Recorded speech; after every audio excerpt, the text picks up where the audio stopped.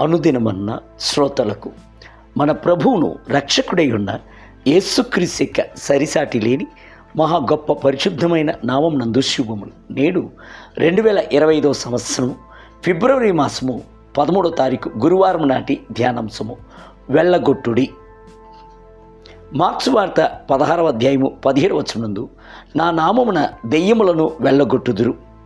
క్రీస్తు మనతో కూడా ఉన్నట్లయితే మనము దెయ్యములను కానీ అంధకార శక్తులకు కానీ ఆకాశ మండలం నందు గల దురాత్మల సమూహములకు కానీ భయపడవలసిన అవసరం లేదు. అవి మనలను చూచి భయపడవలసిందై ఉన్నవి.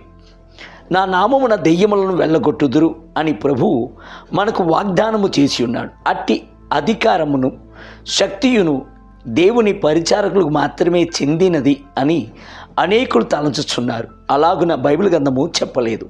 ప్రభు యొక్క నామమును విశ్వసించున్న ప్రతి ఒక్కరికి ఇది చెందును అను సంగతిని మనము మార్క్సు వార్త 16వ అధ్యాయము 17వ వచనంలో తెలుసుకొనగలము. ప్రభు తన యొక్క బిడ్డలకు దయచేసి ఉన్న ఒక విశ్వాసపు అధికారమే ఆయన యొక్క నామమై ఉన్నది. ఆయన యొక్క నామము శక్తి గలది. ఆయన యొక్క నామంలో సముద్రమును గాలియు నిమ్మలమగుచున్నది. ఆయన యొక్క నామంలో దెయ్యములు పారిపోవుచున్నాయి. ఆయన నామంలో మనకు జయము కలదు. ఒకసారి ప్రభు తన యొక్క శిష్యులకు తన నామం యొక్క అధికారమును శక్తిని అనుగ్రహించి పరిచర్యకు పంపించినప్పుడు వారు సంతోషముతో తిరిగి వచ్చి, ప్రభువా, నీ నామం వలన దెయ్యములు కూడా మాకు లోబడుచున్నవి అని చెప్పిరి. లూకా సువార్త 10వ అధ్యాయము 17వ వచనం. మొట్టమొదటిసారిగా శిష్యులు ప్రభు యొక్క నామమును ఉచ్చరించి ఆయన యొక్క నామమును ఉపయోగించి దెయ్యములను గద్దించినప్పుడు దెయ్యములు లోబడుటయును పారిపోవుటయును శిష్యులు చూచి ఆశ్చర్యపడిరి. శిష్యులు ప్రభు యొక్క నామమును ఉపయోగించినప్పుడు సాతాను మెరుపు వలె ఆకాశం నుండి క్రింద పడెను.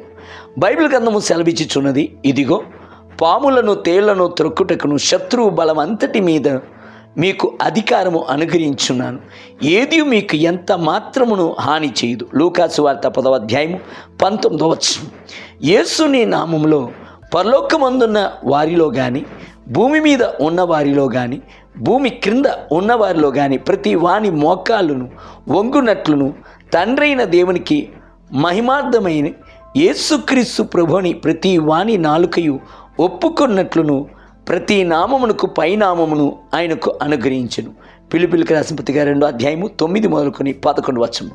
ఒక గృహమునందు చిన్నపిల్లల్లో ఒకడు తొందరవు చేయించున్నప్పుడు మరొకడు నాన్న దగ్గర చెప్తాను అని చెప్పుచున్నాడు. వెంటనే అల్లరి చేయుచున్నవాడు నాన్న అను మాటను విన్న వెంటనే భయపడి నిశ్శబ్దమగుచున్నాడు.